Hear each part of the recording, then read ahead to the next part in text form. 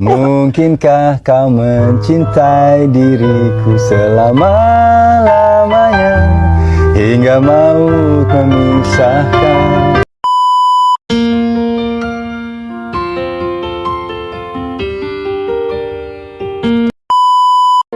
Usai melamar Alia Mas Said, Thorik Halilintar mendatangi makam mendiang calon mertuanya yaitu almarhum Adji Mas Said ditemani dengan sang kekasih Alia Mas Said. Dalam unggahan yang dibagikan oleh Thorik di Instagram, Thorik yang terlihat mencium batu nisan almarhum Adji Mas Said meminta izin untuk menikahi Alia Mas Said. Thorik pun seperti terlihat ingin menunjukkan keseriusannya menikahi Alia Mas Said usai melamar sang kekasih di Thailand. Thorik Halilintar yang datang bersama Alia Mas Said ke makam Adji Mas Said, keduanya berlutut di samping makam.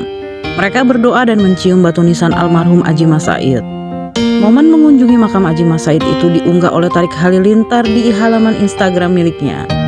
Dirinya bermaksud untuk meminta izin untuk menikahi Alia Mas Said dalam waktu dekat ini yang merupakan anak kedua dari almarhum Adji Mas Said. Assalamualaikum Om Adji, Thorik ingin meminta izin untuk menikahi putri Om. Namanya sudah tertulis di dalam hati, tapi belum tertulis di atas buku nikah. Semoga segala prosesnya dilancarkan dan selalu dalam lindungan yang maha kuasa, tulis Thorik dalam postingan tersebut.